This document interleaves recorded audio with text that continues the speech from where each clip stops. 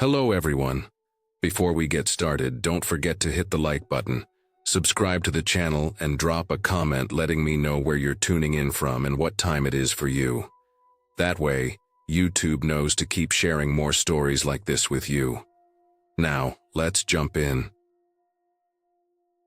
I worked at that gas station for 3 years.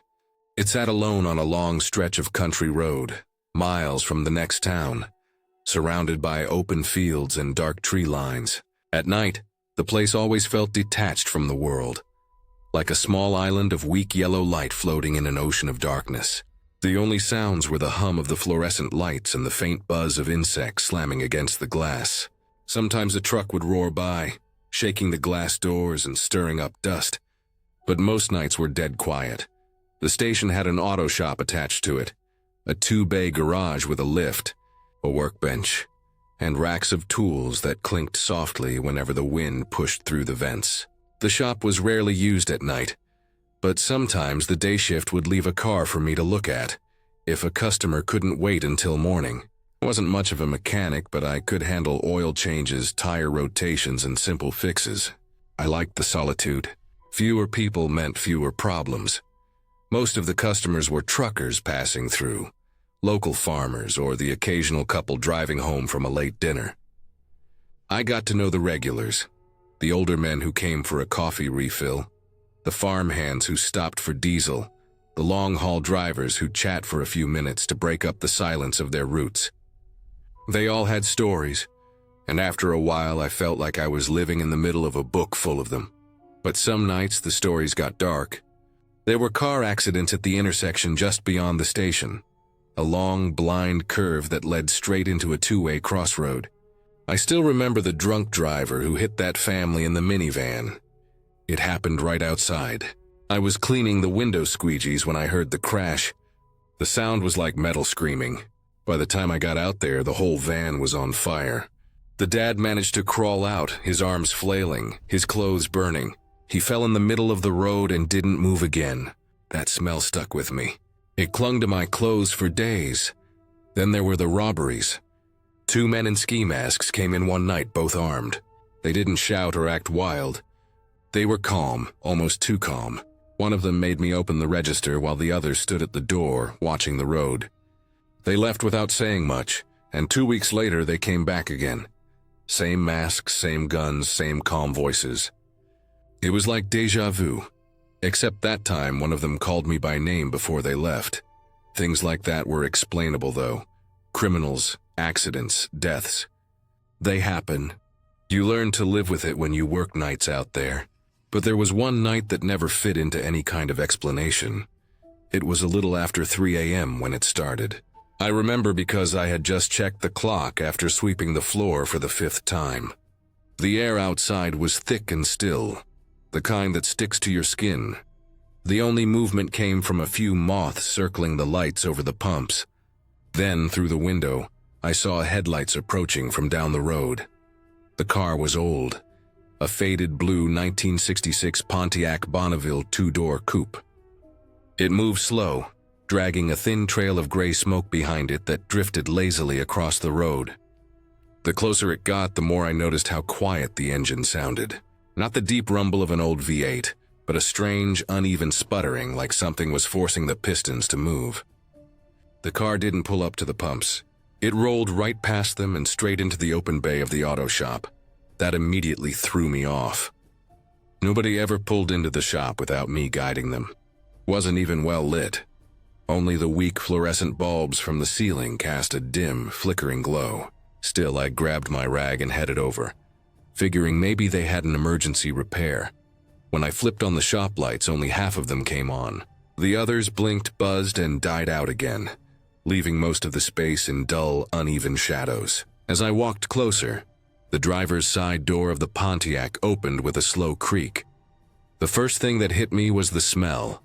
Old fabric, mold, and something faintly sweet underneath, like rotten fruit. A man stepped out, thin and unsteady. His skin was pale and dry like parchment. He wore an old black hat that reminded me of those Quaker or Amish styles, with a narrow brim and a dented top. Strands of oily black and gray hair poked out from beneath it. He had a scraggly goatee, and his eyes were dark and sunken, as if he hadn't slept in days. He didn't look at me when he spoke. His voice came out rough and broken, barely above a whisper. "Check the oil. Check the engine." Before I could say anything, he brushed past me, fishing a box of matches from his coat pocket and stepping outside. When the passenger door opened, a woman got out.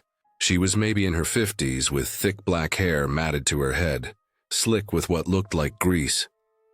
Her makeup was smeared, heavy rouge and lipstick that had bled into the wrinkles around her mouth. But what I noticed most were her teeth, stained orange and brown, with gaps where her molars should have been. Her smile was stretched wide, almost painfully so, and it didn't fade even when her eyes darted nervously around the room. Something about her expression made my stomach twist. She looked terrified, but her mouth kept smiling like her face didn't belong to her. She whispered something I couldn't hear and leaned toward me. I took a step closer without thinking, trying to catch her words. But the closer I leaned, the softer her voice became. When I realized we were inches apart, her breath hit me, sour, rotten. And that's when I finally heard what she said. "Don't go in the car." Her voice cracked, trembling. I saw her eyes shift toward the Pontiac's back seat, wide with fear.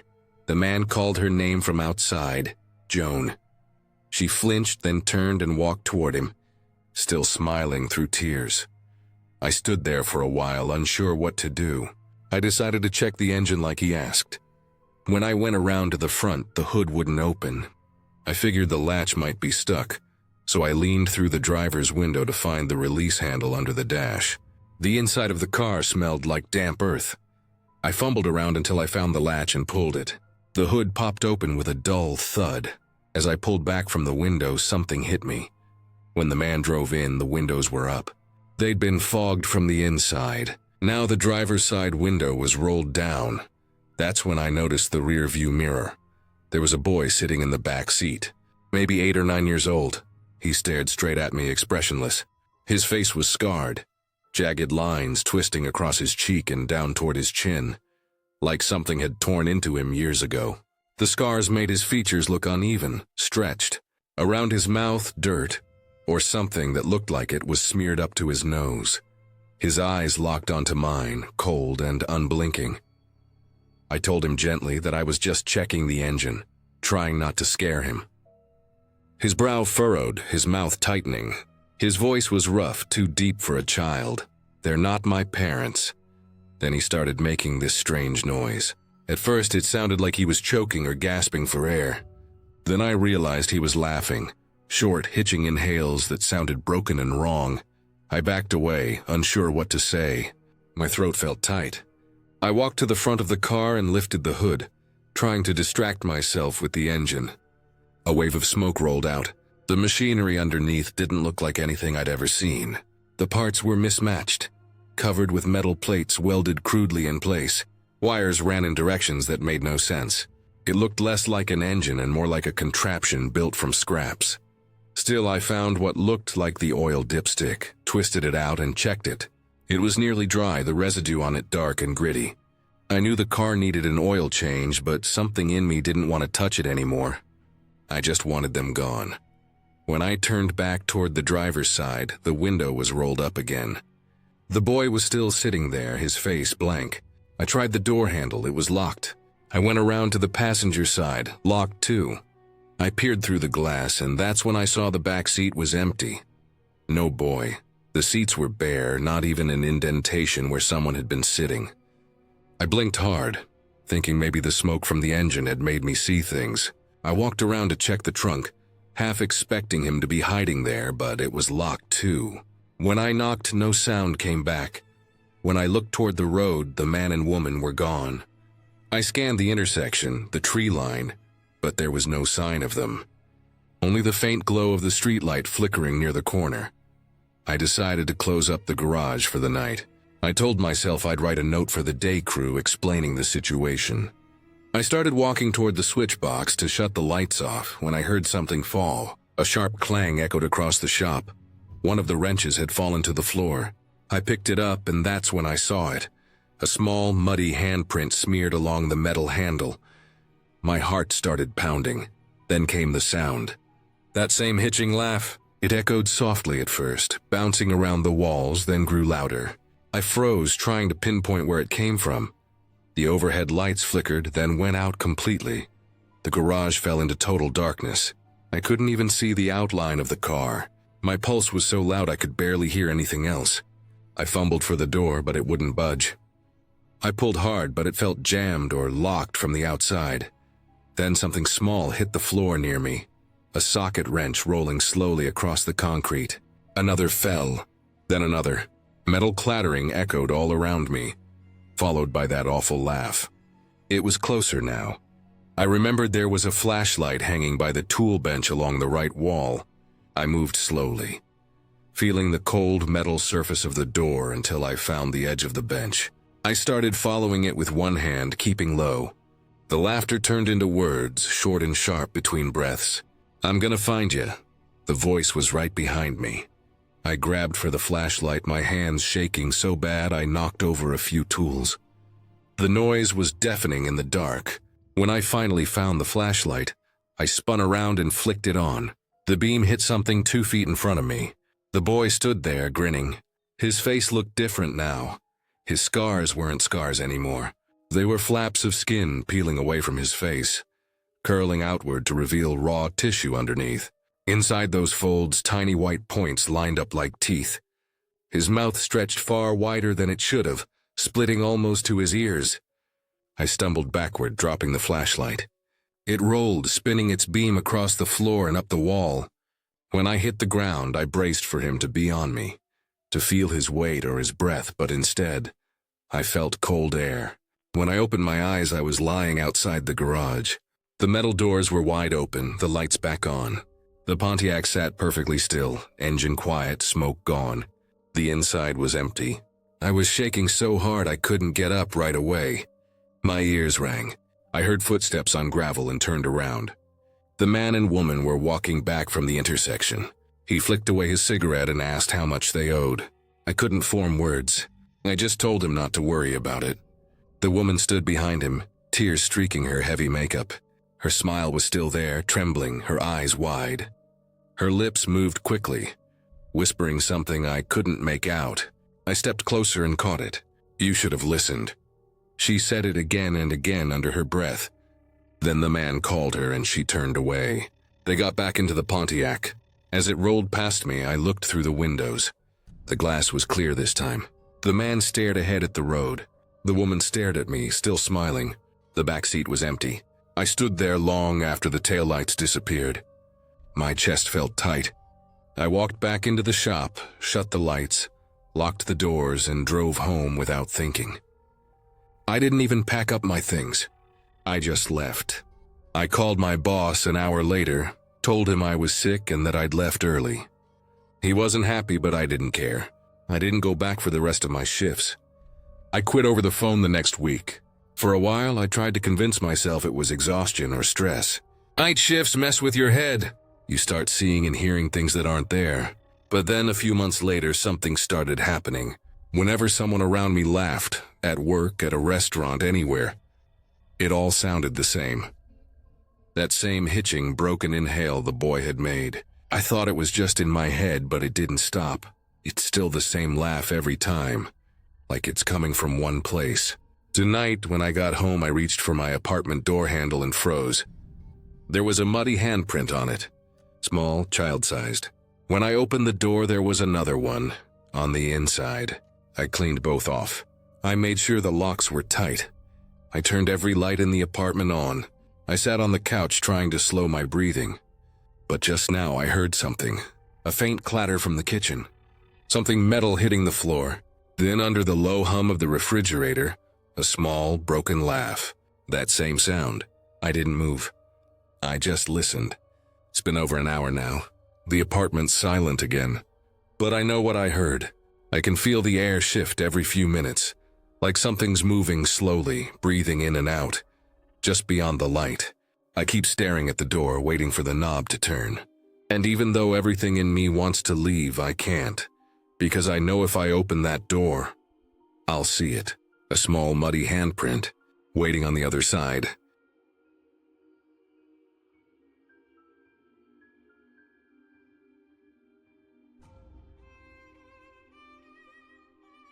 My first job was at a small local gas station on the edge of town. I was 18, fresh out of high school, and desperate to make my own money. It wasn't anything glamorous, just a low beige building with flickering fluorescent lights and cracked tiles, the kind of place where the smell of gasoline and burnt coffee never left your clothes. At first, I thought it would be easy. Stock shelves, wipe counters, ring up a few customers, and sweep the parking lot. I had no idea how wrong I was. Looking back now, those 2 years felt longer than any other time in my life. That place changed the way I looked at people. The gas station was open 24 hours, but I mostly worked the evening shifts, usually from 4 in the afternoon to midnight. It was quiet during the early hours, but things always started to get strange after dark. There were only ever 3 people working at a time. 1 cashier, 1 cook in the back, and 1 person doing the rest, cleaning, stocking, taking out the trash, and handling customers outside. Most nights I was that last person. Being the youngest and the newest, I got stuck with whatever jobs nobody else wanted to do. The first few weeks went by without much trouble. I was nervous at first, but got used to the routine quickly. I learned how to restock the coolers without smashing my fingers, how to empty the greasy kitchen trash without gagging, and how to tell the regulars apart by their cars before they even stepped inside. We had our fair share of late-night drunks, tired truckers, and lonely people looking for someone to talk to. But I figured that was just part of working at a gas station. The first time I realized how unsafe it could be was on a night in late September. The air was cool, and I remember the way the wind kept kicking up small bits of trash around the pumps. I had the cart out there, going from can to can, pulling out bags of garbage and tying them off. It was routine. I had my headphones in one ear, just half listening to some playlist to keep myself from getting bored. That's when I noticed a man walking across the lot. He looked to be around his late 20s, maybe early 30s. Jeans, a dark jacket, and a greasy baseball cap pulled low. He wasn't a regular. I would have remembered him. He came from the far side of the lot, where there were no cars parked, no reason for anyone to be walking. He smiled as he got closer, and even from a distance I could tell something about him felt off. I could feel his eyes on me before he even said anything. He stopped a few feet away, leaned on the trash cart, and asked if I had a boyfriend. It was one of those questions that's not really a question. My stomach dropped immediately. I laughed nervously, like I always did when I didn't know what else to do, and said no. I don't know why I told him that. Maybe I thought if I was polite he'd leave. Instead, he smiled wider and said, I looked 15. He was standing too close. I could smell the faint stench of sweat and cigarettes coming off him, and the way he kept following as I tried to move around the pumps made my chest tighten. I could feel him behind me, only a few feet back, and I didn't want to turn around because I didn't want to make eye contact again. My hands were shaking so badly I dropped the handle of the cart. I told him I needed to go inside and walked away as calmly as I could. I didn't run, though every nerve in my body wanted to. I pushed through the door, went straight past the register, and ducked into the kitchen. My coworker, an older woman named Denise, asked what was wrong, but I just shook my head and stayed there until I saw him walk past the glass doors and disappear into the night. I didn't go back outside for the rest of the shift. I told myself it was a one-time thing, that maybe he was just drunk or high, but deep down I knew he'd followed me because I was alone. That thought stayed with me for the rest of my time there. After that night, I became hyper-aware of everything. Every car that pulled in, every set of footsteps behind me. Every time someone lingered a little too long near the counter, I started to dread the evening shifts. My boss didn't care, of course. As long as the trash got emptied and the floors got mopped, I was doing my job. The next strange thing happened a couple of weeks later. It was one of those slow evenings when the sun had already gone down, but the dinner rush hadn't started yet. The air smelled like fryer oil and old coffee. I was behind the counter restocking cigarette cartons when a man stumbled in. He looked like he hadn't slept in days. Eyes glassy, pupils wide, talking too fast to himself under his breath. He went straight for the hat rack by the door. We sold cheap novelty hats, mostly ones with logos of local teams or cowboy-style ones for tourists. He started trying them on one by one, staring at himself in the security mirror above the chips. He kept asking if he looked fashionable. I didn't answer because I wasn't sure he was even talking to me. He laughed to himself every few seconds, his laugh sharp and sudden like a hiccup. Then he picked up a cowboy hat, put it on crooked, and turned toward me, grinning. I remember his teeth were yellow and chipped, and he was sweating so much it dripped from his chin.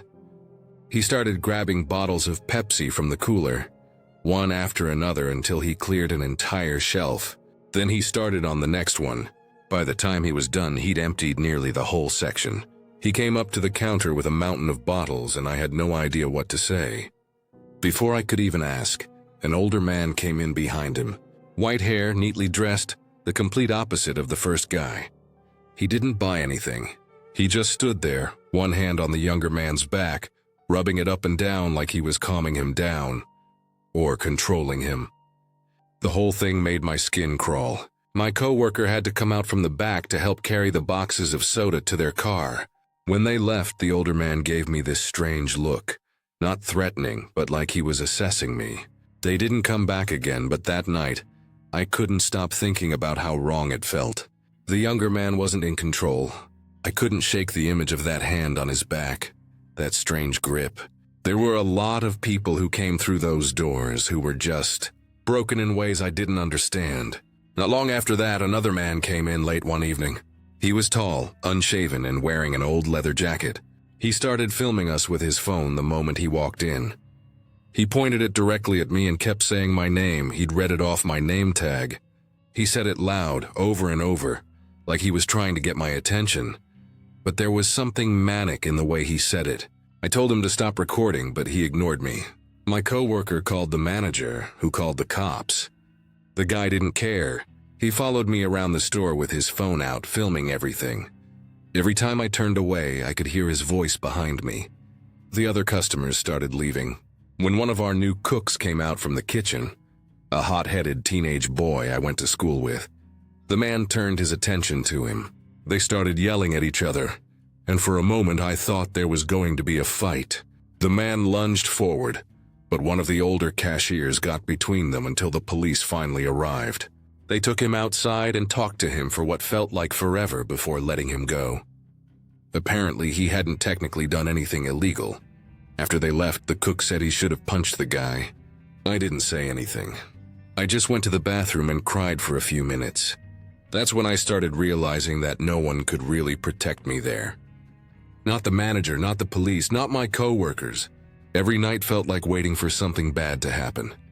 There were smaller moments too, like the regulars who came in just to stare a little too long, or the drunk truckers who asked me to come outside and chat. But one night still sticks out more than the others. It was winter, cold enough that the air burned my lungs when I went outside. The store was quiet, except for the hum of the soda machines and the occasional creak of the automatic doors. I went to clean the bathrooms, which were in the back hallway near the storage room. When I opened the door, I found one of our regulars inside. Everyone knew her. She hung around the station almost every day, talking to truckers, stealing small things, always jittery and spaced out. She was a mess, but she'd never caused real trouble before. That night, though, she looked different. She was sitting on the floor by the sink, wearing a cheap, crooked wig that barely covered her head. Her face was bright red and puffy, like she'd been crying for a long time. I froze for a second because I didn't know what to do. I wanted to back out quietly and leave her alone, but she turned her head and looked right at me. Her eyes were bloodshot, mascara streaked down her cheeks. She asked me something quietly, something I barely caught. She asked if she was pretty. For a moment I just stood there, heart racing, unsure of what to say. She looked so fragile, like a single wrong word would make her shatter. I told her she was. She smiled, a small, broken kind of smile, and then turned back to the mirror. I waited there awkwardly until she got up, straightened her wig, and walked out without another word. I didn't see her again for months. When she finally came back, her head was shaved, completely bald. She walked straight past me without looking, and for some reason that hit me harder than I expected. Something about her had changed. I never saw her again after that. By the time I quit, I was 20 and exhausted. The job had drained something out of me. Every night I'd walk to my car, keys between my fingers, glancing over my shoulder, half expecting someone to follow me. I used to love talking to strangers, but that job taught me to be wary of everyone. When people ask me why I left, I never know how to explain it without sounding dramatic. It wasn't one single incident. It was the constant weight of fear, of never knowing who would walk through those doors next. It was realizing how easily something could have gone wrong in any of those moments. Even now, years later, whenever I stop at a gas station at night, I still feel that familiar unease. The fluorescent lights, the hum of the coolers, the empty parking lot, they all take me back. I still see that man's smile under the streetlight, hear the shaky laugh of the one trying on cowboy hats, remember the camera pointed at my face, the sound of my name echoing across the aisles. I learned a lot during those 2 years.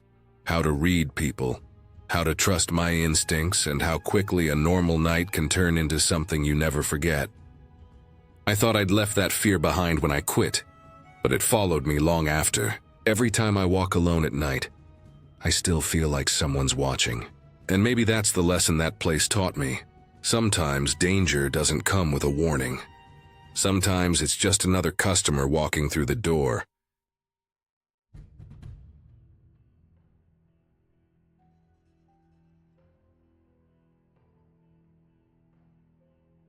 I was working the late shift at a small gas station in southern Germany, the kind of place that sat right off a quiet stretch of road between two towns most people only pass through.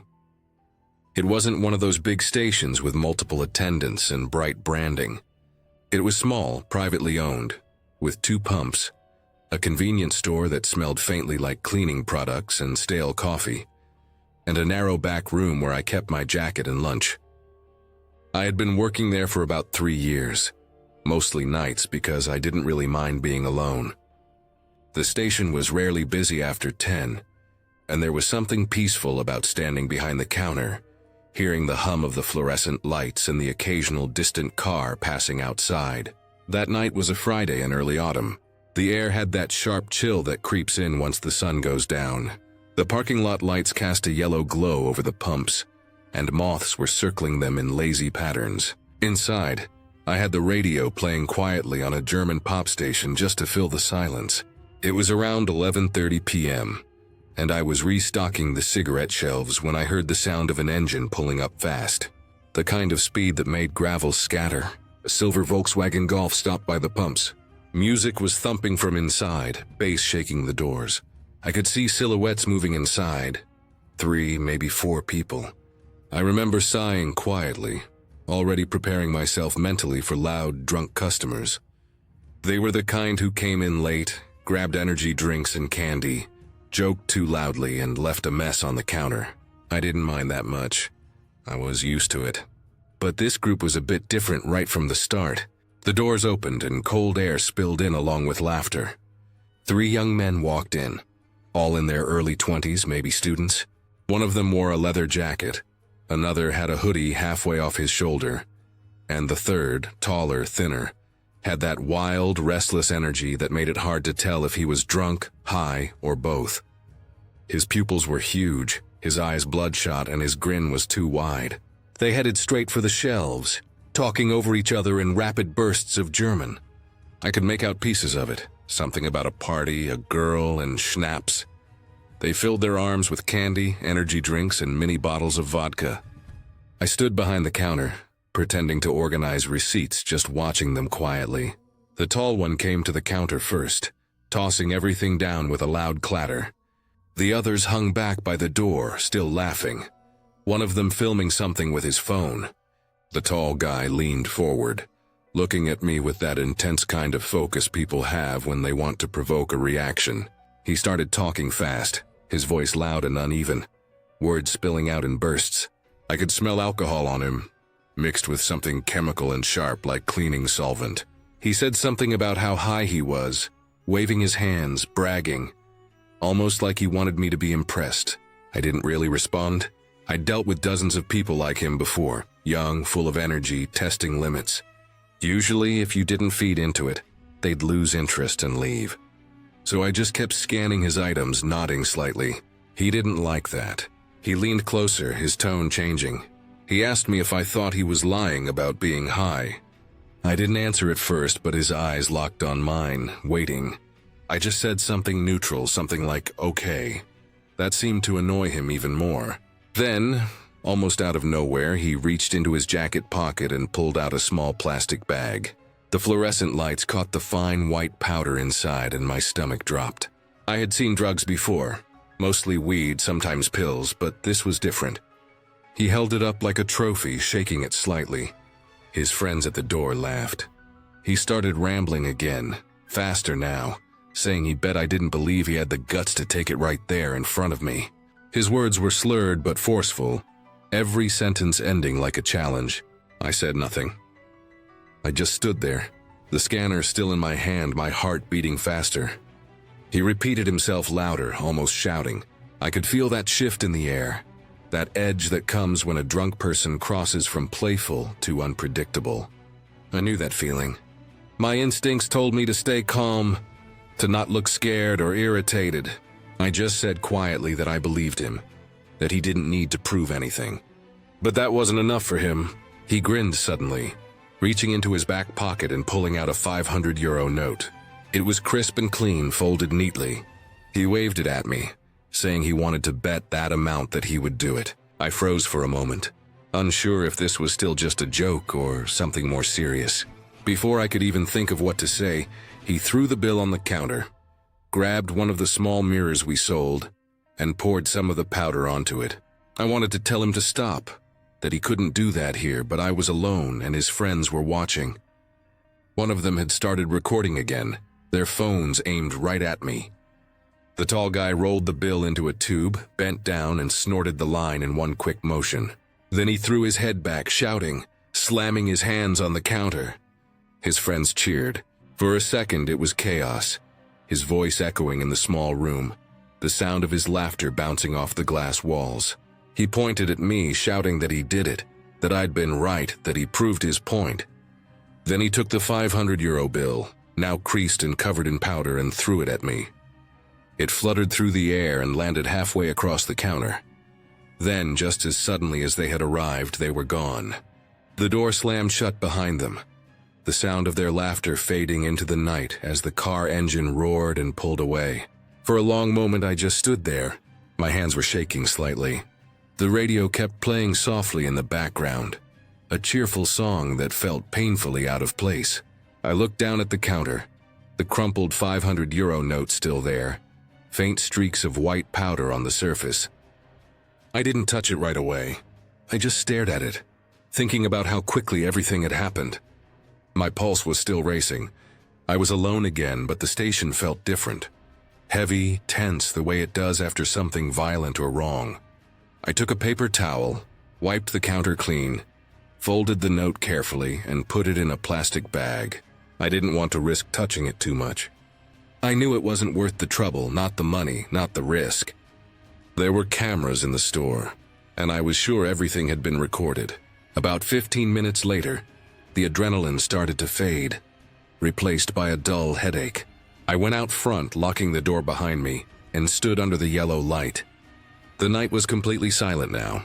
The road was empty, only the faint hum of the pumps and the sound of crickets in the distance. I thought about calling the police right away, but I hesitated. It wasn't because I didn't want to. It was because I knew how it would go.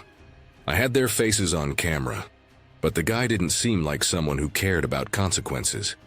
And if they came back before the police arrived, I'd be the one standing alone behind that counter again. So I waited until morning. When my manager came in around 6, I told him everything, showing him the video footage and the bag with the bill. He called the police, who arrived not long after. They took statements, watched the footage, and took the bill as evidence. One of the officers, an older man, said quietly that I had done the right thing by not reacting or trying to stop them. After they left, the day shift started, and things went back to normal on the surface. But I couldn't shake the feeling that something in me had changed. Every time the bell over the door rang after that, I felt a small jolt of tension in my chest. Every loud laugh or sudden movement put me on edge. A few days later, I got a call from the police. They told me that they had identified the guy. He was from a nearby town, known to them already for minor drug offenses. They said he'd been found 2 nights later in his car, dead from an overdose. The same car, the same road. When I hung up the phone, I sat in the break room for a long time, staring at the floor. It wasn't shock exactly, more a deep, unsettled quiet. I thought about the way he'd looked that night, the way his pupils had swallowed his eyes, the manic energy in his voice, the way he'd tried so hard to prove something to a complete stranger behind a gas station counter. That €500 bill kept replaying in my mind, the way it had hit the counter, the sound of it fluttering. I remembered wiping the powder off the surface, making sure no trace was left, as if cleaning the moment itself away. But it stayed with me anyway. For weeks after that, I couldn't stop thinking about how easily something meaningless could turn into something final. He probably didn't even know what was in that powder. Or maybe he did and didn't care. Maybe that was the point. The gas station never changed. The same lights, the same shelves, the same smell of old coffee. But every night I worked there after that, I felt that same chill whenever I looked at the counter where he'd stood. Sometimes around midnight, I'd glance at the reflection in the glass door and almost expect to see that silver car again. Headlights cutting across the lot, bass thumping in the still air. But it never came back. What stayed was the silence, the kind that feels heavier when you know what it's covering. I learned something that night, though not in any dramatic or heroic way. Just a quiet truth about people and how fragile everything really is. And for a long time after, every time someone stumbled into the store late at night, loud and reckless, I found myself wondering, not in judgment, but in a strange, tired kind of pity, how many of them were already standing on that same edge without knowing it.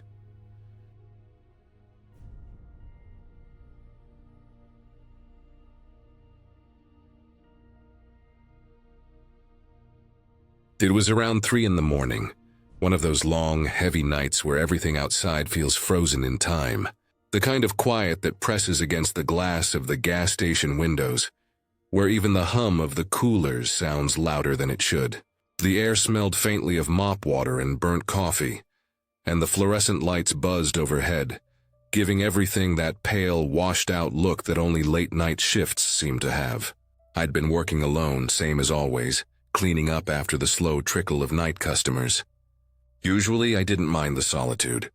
There was a kind of rhythm to the silence. Wipe down the counter, refill the coffee pots, check the cooler temperatures, sweep the aisles, mop the floor, repeat. That night felt no different at first. I had some music playing low on my phone behind the counter, just enough to keep my brain from drifting too far into the stillness. It was early spring, and even though it was past midnight, the air outside was still cold enough that when people came in, a faint cloud would follow them through the door. The cameras on the security screen flicked between 4 empty views: the pumps, the back lot, the side alley, and the entrance. Nothing ever happened at that hour except the occasional trucker topping off a tank or someone passing through for cigarettes and a coffee. Then I heard the soft buzz of the door chime. I looked up from the counter and saw her standing outside, just under the weak halo of the overhead light. She pressed the buzzer once, lightly. I didn't think much of it. You see a lot of strange people on the graveyard shift, and after a while, you stop looking too closely. I hit the button to unlock the door, called out the usual "come on in," and went back to wiping the counter. She stepped inside quietly, and the door shut behind her with a click. The heater near the counter kicked on for a moment, sending that faint, dusty smell through the air. I didn't really look up at her the first time. Out of habit, I gave her the same half glance I give every customer. She was pale in a way that made her stand out under the harsh fluorescent light. Her hair was thin, blonde but faded, sticking out unevenly as if she'd just rolled out of bed. She was wearing what looked like old pajama pants and a loose sweatshirt that hung off her shoulders. She looked tired, but not in a normal way, more like the kind of tired that seeps into the bones. At first, nothing about her set off any alarms. Just another late-night customer, probably from one of the motels down the highway. I gave her a polite nod and went back to my cleaning. The smell of disinfectant from the mop bucket was sharp in the air, and the steady squeak of my shoes on the floor was the only sound between us. 2, maybe 3 minutes passed before I noticed something was off. I looked up expecting to see her at the shelves or maybe by the drinks cooler, but she wasn't. She was standing just a few feet away from the counter. Maybe 4 feet. Just standing there, still. She was staring at me, not in a curious or confused kind of way. Just a flat, empty stare. Her face had no expression at all, no movement, no hint of thought behind her eyes. I froze for a second, caught off guard by how sudden it was. My hand hovered over the counter rag, and I remember feeling that strange rush of unease crawl up my back. She didn't say a word. For a moment, I thought maybe she hadn't heard me when I greeted her earlier. I started to say something, but my voice caught. I cleared my throat and tried again, asking if she needed help finding anything. No answer. Nothing. She just stood there, her eyes locked on mine, not even blinking much. The silence stretched too long. I could hear the clock ticking above the office door, the hum of the refrigerator units, and somewhere outside, a single car passed down the highway, its tires hissing against the wet pavement. Still, she said nothing. Eventually she moved, slowly. She started to walk around the store, still keeping her eyes fixed on me. It was one of the most unsettling things I've ever seen. Her body moving one way, her head turning just enough so that her gaze never left me. She even walked backward down one aisle, her steps small and deliberate, her slippers dragging slightly on the tile. She picked up a few items, a soda, a bag of chips, and a candy bar. I tried to keep my eyes on the counter to pretend it was all normal, but I could feel her staring. It was like the air in the room had gotten heavier. My heartbeat felt too loud in my ears. After what felt like forever, she came back to the counter and set her things down. Her hand was trembling a little as she did. Up close, she looked even thinner than I thought. Her fingers bony, her wrists like sticks poking out from her sleeves. Her lips moved as if she was whispering something, but the sound was too faint to make out. I leaned slightly forward, trying to catch what she was saying, but it only made things worse. It wasn't a clear sentence, just fragments, mutters, bits of sounds that didn't make sense. I picked up only one clear word after asking her what she needed a few times. A brand of cigarettes. I grabbed them off the rack and rang up her stuff. Her eyes didn't move from mine the entire time, not even when I told her the total. Her expression didn't change, her breathing barely noticeable. When she handed me the money, her hand brushed mine for a second, and it was ice cold. She didn't even seem to notice. I counted the change, placed it in her hand, and was about to say goodnight when she suddenly smiled. It wasn't a friendly smile. It wasn't relief or gratitude. It was wrong. Too slow, too wide, stretching across her face like she was remembering how to do it. Then came the laugh. It started low, almost like a wheeze, but then it grew louder. A dry, raspy cackle that echoed in the quiet store. It didn't sound natural. More like she was choking on the sound, her throat catching and scratching with every breath. It went on and on, her eyes never leaving mine. I froze, unsure of what to do. Every instinct told me to step back, so I did. I mumbled something like, "Have a good night," just to fill the silence. But she didn't stop laughing. It carried on for several minutes, bouncing off the glass and tile until it felt like the whole store was vibrating with it. Then, just as suddenly as it started, she stopped. Her smile dropped and she turned toward the door. But even as she walked backward out of the store, she never broke eye contact. The bell above the door jingled softly, and she disappeared into the night. I stood there for a long time, staring at the door. The laughter still echoed faintly in my head. I tried to tell myself she was just drunk, high, maybe mentally unwell. Something that made sense. People like that come through all the time, right? Still, something about her face, that stare, sat wrong with me. An hour passed. I went back to mopping, trying to shake it off. The store was silent again. Just the quiet hum of machines and the faint buzz of the lights. I was halfway down the drink aisle when I heard it. A sharp, solid thud against the glass. I jumped, the mop handle clattering to the floor. The noise had come from right beside me. I turned my head and there she was. Her hand was pressed flat against the glass, her face barely inches from it. Her eyes were wide and shining in the fluorescent light, and that same smile stretched across her mouth. Through the glass, I could faintly hear the laugh again, muffled but unmistakable. My whole body went cold. I took a step back, then another. She seemed to notice my reaction because the laugh grew louder. Her palm smacked the glass again, and again, each time harder, her smile never fading. I backed up to the counter, my pulse hammering in my throat. I glanced at the monitor showing the outside cameras. There she was, standing right by the door, her thin frame shaking with laughter. I thought about calling the police, but what would I even say? There's a woman laughing outside? It sounded ridiculous. Still, the sound wouldn't stop. She kept smacking the glass with her open hand, sometimes just resting it there for a few seconds before hitting it again. I ducked into the back room, locking the door behind me. From there, I watched her on the security screens, her form flickering between cameras as she moved from one window to another, still laughing. 45 minutes. That's how long she stayed. I watched every second.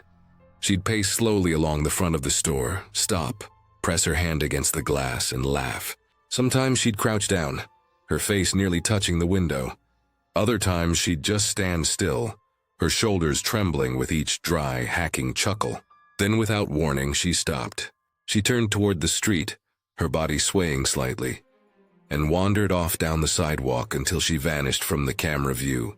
I didn't move from that back room for another 10 minutes.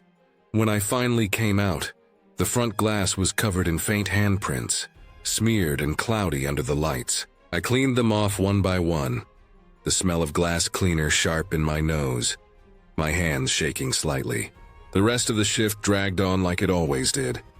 When the sun started to rise and the first few early morning customers came in, the world felt normal again. I told myself she was just some woman passing through. Maybe high, maybe unstable. Whatever it was, she was gone. But over the next few weeks, I saw her again. Not up close, just at a distance. Always the same, walking slowly past the gas station, usually in the early hours before dawn. Sometimes she'd stop across the road and stand for a while, her pale figure still against the dim streetlight, then drift off again into the darkness. She never came back inside, never looked directly at me again. Still, even now when I'm mopping near those front windows and the store is quiet, I sometimes catch my own reflection and think, for just a split second, that she's standing there again, hand on the glass, staring, waiting for me to look up.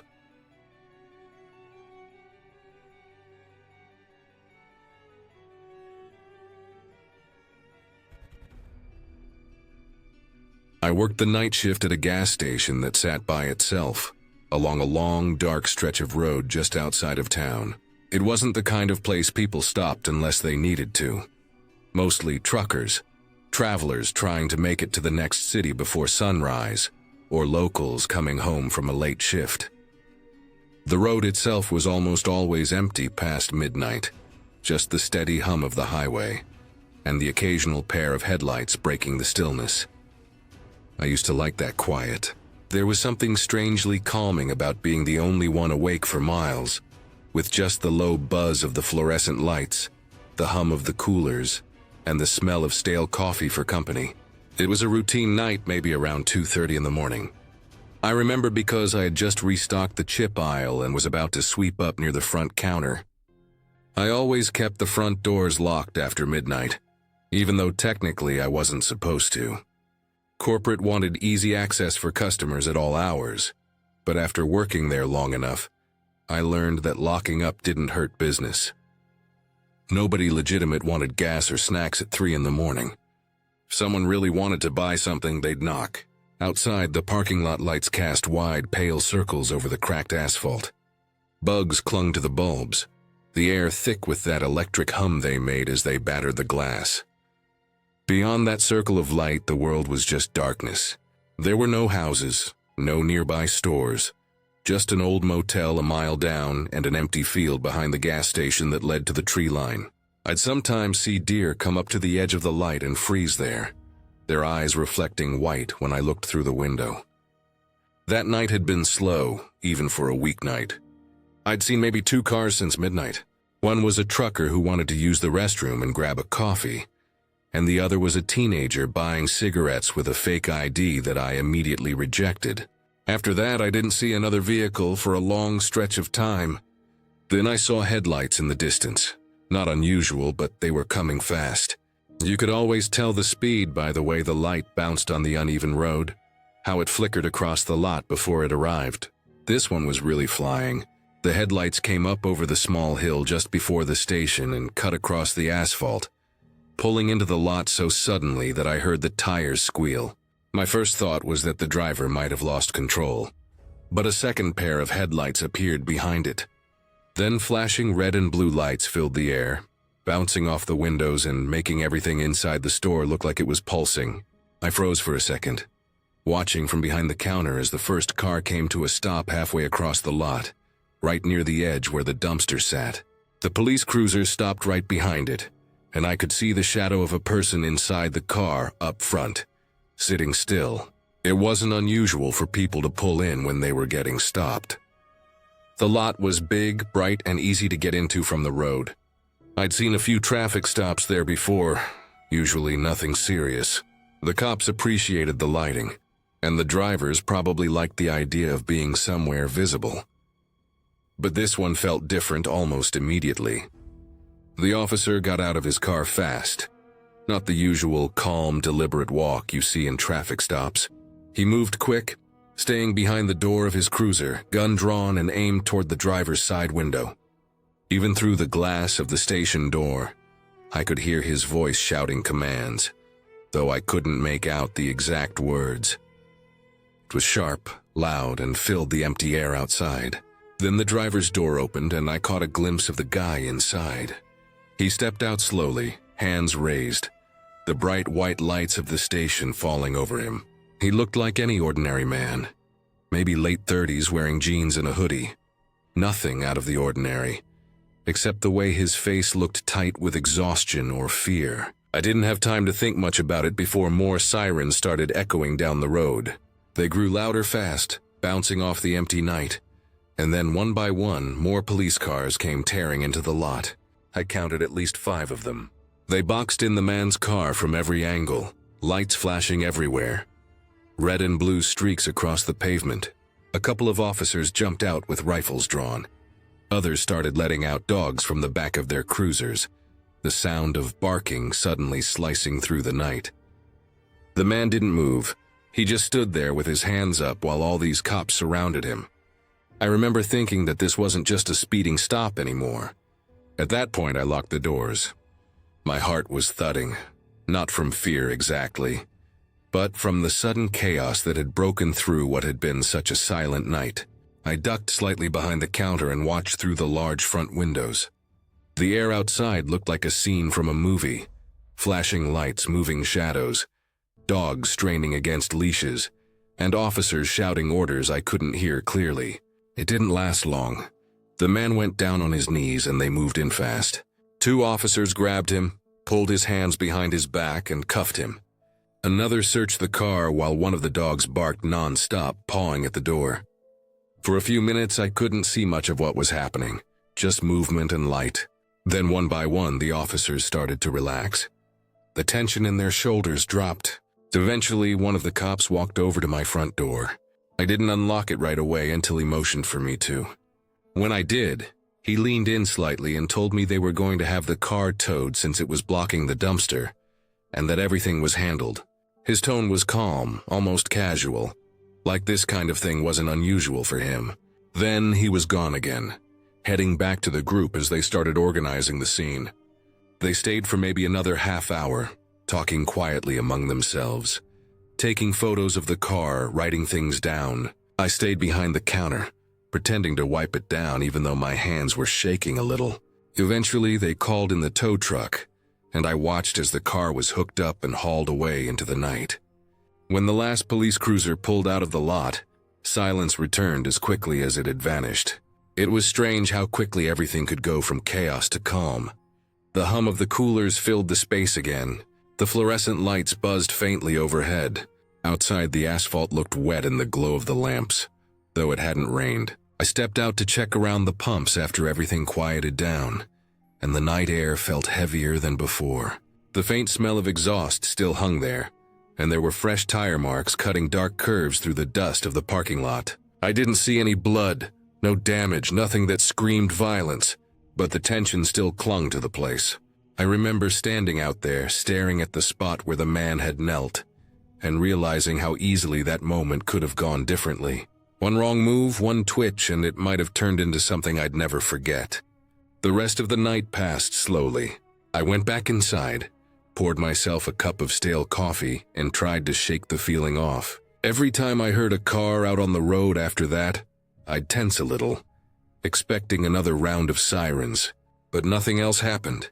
By dawn, it was just another quiet morning shift, with the first cars of commuters trickling in, none of them knowing what had happened just hours earlier. A few days later, curiosity got the better of me. I looked up local news online, scrolling through until I found a small article about a high-speed chase that ended near my workplace. It said the suspect had been dealing drugs out of a Quality Dairy parking lot a few miles up the road, and had led officers on a pursuit that went across county lines. He finally gave up when he pulled into my station, realizing he was surrounded. The article didn't mention me, of course, or the gas station, just a passing note about the arrest being made without incident. But I knew better.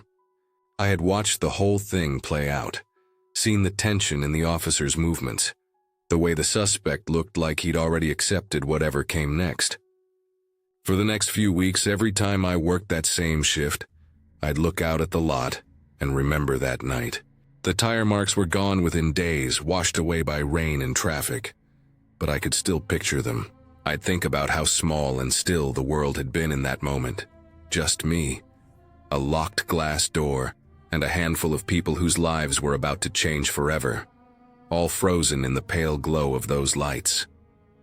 That gas station went back to being ordinary after that, just as lonely and quiet as it had always been.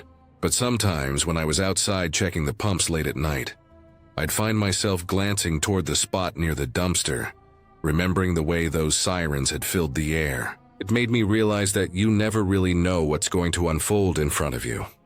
One minute you're refilling the coffee pot, and the next the whole night turns into something you can't quite shake, even years later. It wasn't creepy or horrifying like the stories people tell about haunted highways or strange night creatures. It was just real, a moment when the stillness cracked open, and I got to see how fast things could change. Every detail of that night stayed sharp in my mind. The smell of gasoline, the low hum of the lights, the way the air seemed to hold its breath. And even though everything ended quietly, with the cops gone and the lights dimming again, that silence afterward never felt quite the same.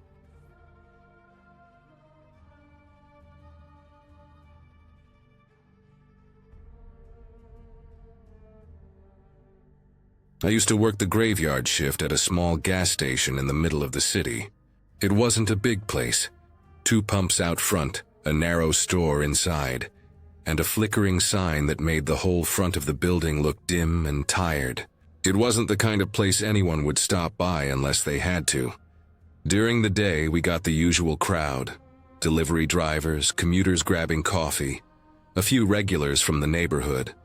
But at night, it was mostly quiet except for the occasional drunk trucker or homeless person trying to get out of the cold for a few minutes. The gas station had this constant low hum, fluorescent lights buzzing overhead, the coolers rattling, the faint ringing of the security bell over the door whenever someone came in. It always smelled faintly like cleaning fluid and gasoline, and in the middle of the night, that smell felt stronger.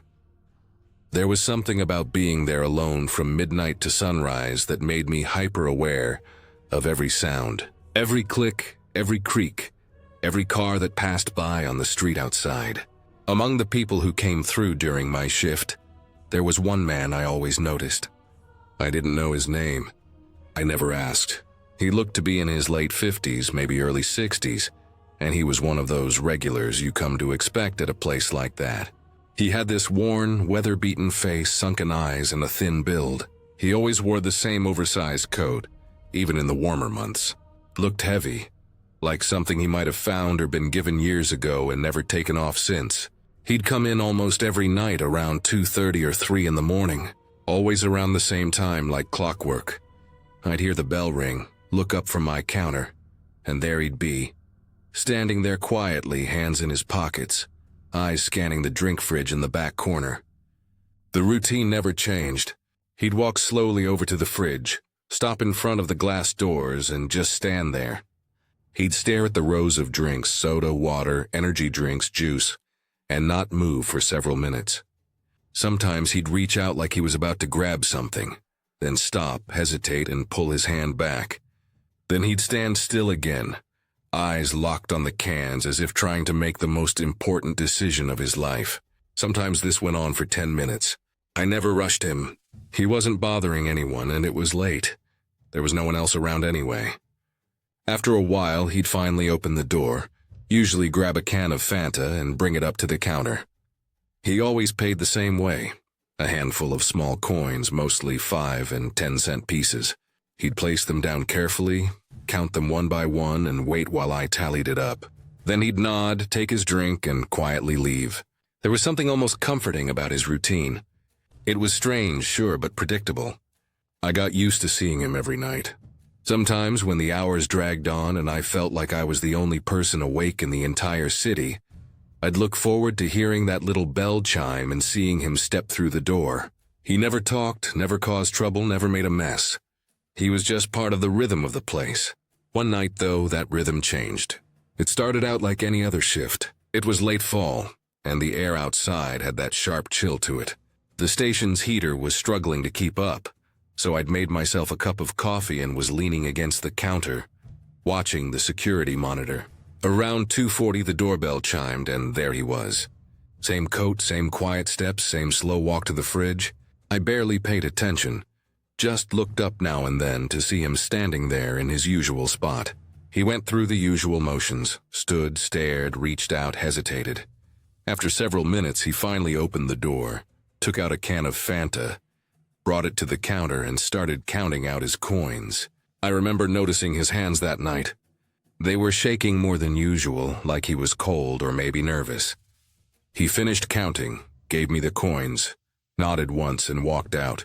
I went back to my coffee and thought nothing of it. But a few hours later, the bell rang again. It was around 5 in the morning, right before dawn, that gray hour when the streets are empty and the city feels half asleep. I wasn't expecting anyone, especially not him. But there he was again, same coat, same tired face. Except this time, he didn't go to the fridge and stand there thinking. He walked straight over, opened the door, and grabbed 3 cans of Fanta in one motion. Then he went over to the snack aisle and started loading up his arms. Chips, chocolate bars, nuts, a couple packs of beef jerky. I just watched him confused. When he brought everything to the counter, I noticed something else. His posture was different. He was standing taller, almost confident. His eyes looked brighter. I was expecting him to pull out his usual pile of coins, but instead, he reached into his coat and pulled out a thick stack of $50 notes. Real bills. Clean, crisp, like they'd just come from a bank. He laid them out on the counter, one after another, and for a moment I just stood there staring. It must have been at least $2,000. I didn't know what to say. The bills didn't look fake, but something about the whole situation didn't feel right. He waited patiently while I bagged everything up, then took his snacks, turned, and walked out without a word. I watched him through the window as he crossed the street and disappeared into the shadows. The rest of the shift, I couldn't stop thinking about it. I even pulled up the security footage afterward and watched it again, just to make sure I hadn't imagined it. It was all there, him walking in, grabbing the drinks, paying with those 50s. I still couldn't make sense of it. The next night he was back, right on time, like nothing had happened. He came in, went to the fridge, stared for 10 minutes, picked out 1 can of Fanta, and paid in small coins again, the same way he always did. No stack of cash, no snacks, nothing out of the ordinary. Just the same quiet man doing his same quiet routine. That night felt longer than usual. After he left, I sat there behind the counter, thinking about how strange it all was. Why would someone who always paid in small change suddenly walk in with thousands of dollars, buy junk food and soda, then go back to being broke the next day? I couldn't stop running through possibilities in my head. Maybe he'd found the money. Maybe someone had given it to him. Maybe he'd stolen it. Or maybe he'd finally come into some kind of luck, an inheritance, a payout, something, and had blown through it all in a single night. But the more I thought about it, the less sense it made. The way he'd acted that morning, quick, focused, confident, wasn't like him. And then to go right back to the same slow, uncertain way of moving the next day, it didn't fit. Over the next week, he kept coming in like normal. Always around 2:30, always the same routine. I tried not to think about it anymore, but part of me couldn't let it go. I even checked the local news, wondering if there'd been a robbery or something that might explain where that money came from. But there was nothing. A couple of weeks later, he stopped showing up. At first, I didn't think much of it. People came and went all the time. Maybe he'd moved on. Maybe the cold had finally driven him to a shelter. But as the nights went by, I realized how used to him I'd gotten. The doorbell would ring and I'd glance up expecting to see him, but it was never him. The fridge area felt emptier without that quiet figure standing there for 10 minutes at a time. About a month later, I was restocking shelves one night when one of the local cops came in for coffee. He was one of the officers who worked the same shift I did, so we'd see each other a few times a week. As I was ringing him up, he mentioned that they'd found a man dead under one of the overpasses a few blocks away. No ID, no possessions, nothing but an old coat and a can of Fanta next to him. I didn't ask for details, but I didn't have to, I knew. I didn't see the body, but in my mind I could picture him perfectly. The same coat, the same tired eyes, the same quiet presence that had been part of my nights for so long. For a while after that, I couldn't shake the thought of that night he came in with all that money. It didn't add up. I started to wonder if maybe that was the last good night of his life. Maybe he'd come across that money somehow, found it, earned it, stolen it, and for once just wanted to feel normal. To buy whatever he wanted, to have a night where he wasn't counting coins or choosing carefully. Maybe he knew it wouldn't last. Maybe he even knew what was coming. The idea stuck with me. I kept working the night shift and new faces came and went. But every time I heard that little bell ring, for just a split second, I expected it to be him again, standing in front of the fridge, staring at the rows of drinks like the choice really mattered. Even now, years later, I still think about him sometimes. That one night, the way he moved, the look in his eyes, it felt like something had changed in him, like he'd made peace with something I couldn't understand. And every now and then, when I stop for gas late at night and walk past a fridge full of sodas, I catch myself looking at the rows of orange cans. And I wonder what really happened that night, whether the money had been luck or guilt, or just a last bit of freedom before everything ended. All I know is that after he died, I went through the security footage one last time before it got deleted. I watched him stand there in front of the fridge, hesitating, staring. I watched the night he came in with that stack of cash, his hands steady for once, his eyes clear. And I realized something I hadn't noticed before. When he turned to leave that night, he stopped at the door for a second and looked back at me through the glass. Just for a moment. His expression wasn't tired or distant like usual. It almost looked peaceful. Then he nodded slightly, almost like a goodbye, and walked out. That was the last time I ever saw him alive. I never found out where the money came from. Nobody did, but I think about that night a lot. About how a man who spent years counting coins one by one suddenly had more than he could ever spend, and how just as quickly it was gone. Maybe it doesn't matter where it came from. Maybe for him that one strange, perfect night was enough. And for some reason, I can't help but feel like he'd made up his mind long before he ever walked through that door.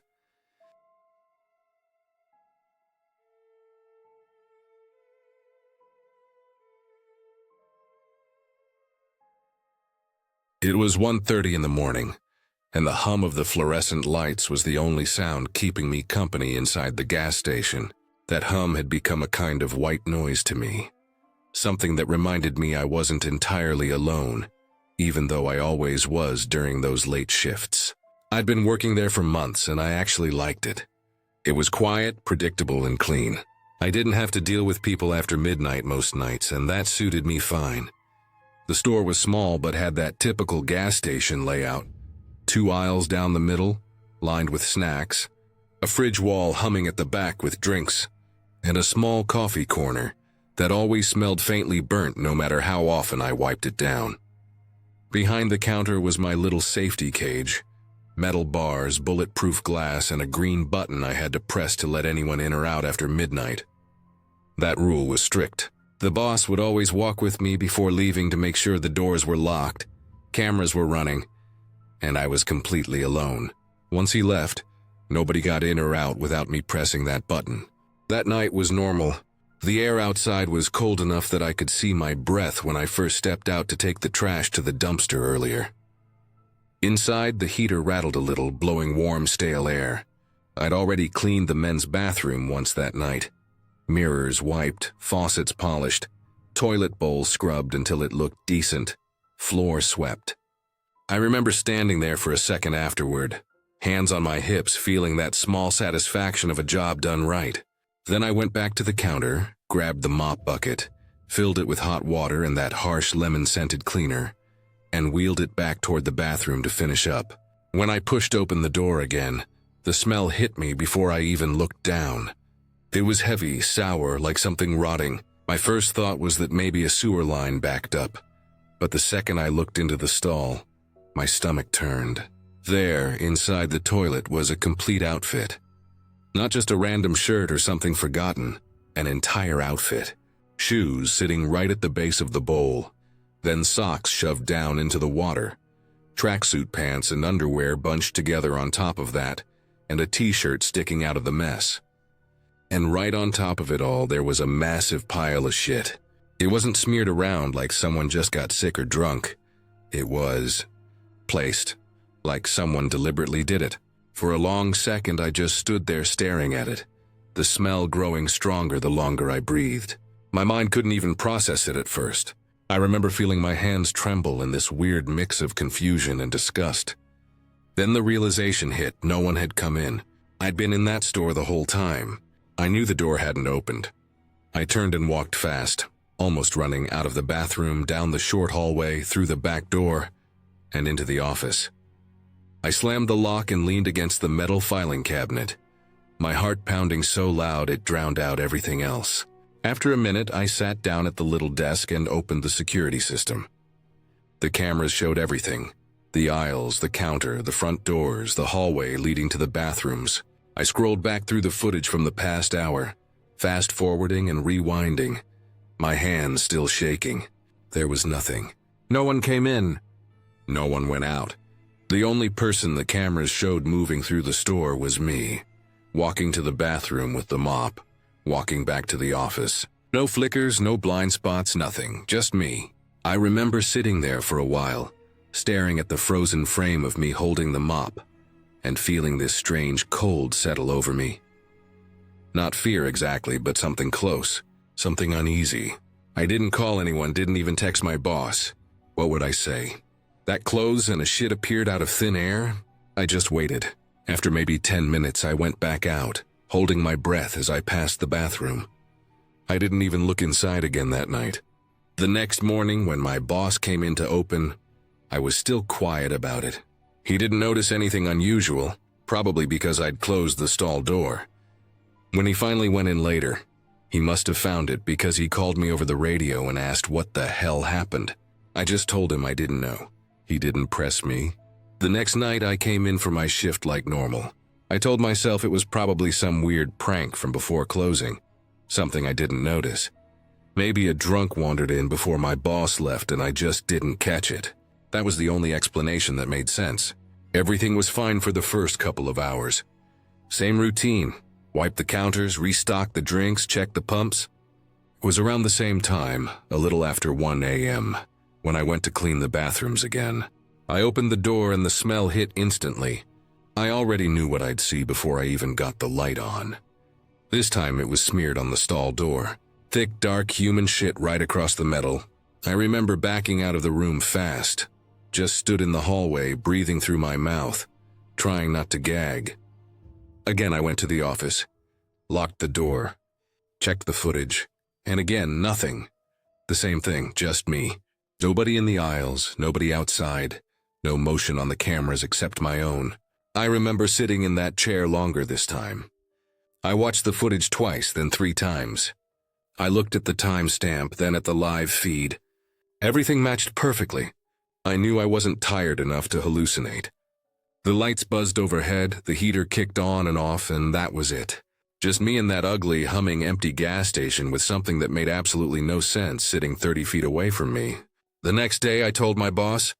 I showed him the footage, and he watched it twice with a confused look on his face. He didn't accuse me of lying, but I could tell he didn't know what to say either. Eventually, he just shrugged and said, maybe it was an electrical issue with the cameras or an old loop that glitched. That didn't explain the smell or the mess, but I let it go. The nights after that were quiet again. For a while, I thought maybe it really was just some weird one-time thing. Then, maybe a week later, things started falling. It began with one bottle. I was wiping down the counter when I heard glass shatter near the drinks aisle. I ran over thinking maybe one of the cooler doors had slipped, or a shelf broke. But when I looked, there was just one bottle of root beer lying broken on the floor. The shelf was fine. The other bottles didn't move. I cleaned it up, didn't think much of it. But a few nights later, it happened again. 2 bottles this time, right in front of the fridges, falling like someone had pushed them. Then one night, it happened in front of other people.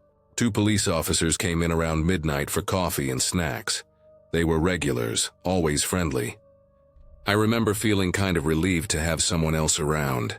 We were chatting a little while they were browsing. And then out of nowhere, a whole section of glass bottles flew off the shelf. Not just 1 or 2, maybe 10 of them all at once, crashing and shattering across the floor. Both of them jumped back. One even reached for his gun out of instinct. We all stood there for a second, just staring at the mess. I swear I saw one of them glance up at the shelf like he was trying to figure out if there'd been an earthquake. But the ground didn't move, nothing else shook. The bottles had just launched themselves forward. They ended up helping me clean it up, mostly in awkward silence. Nobody said anything about what they thought happened. They just left after that, giving me a kind of uncertain look on the way out. After that night, nothing else happened. No messes, no bottles, no strange noises.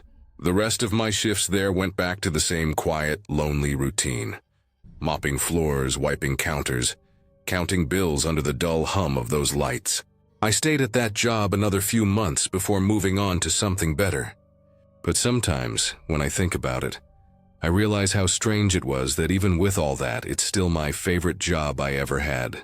I can't explain why.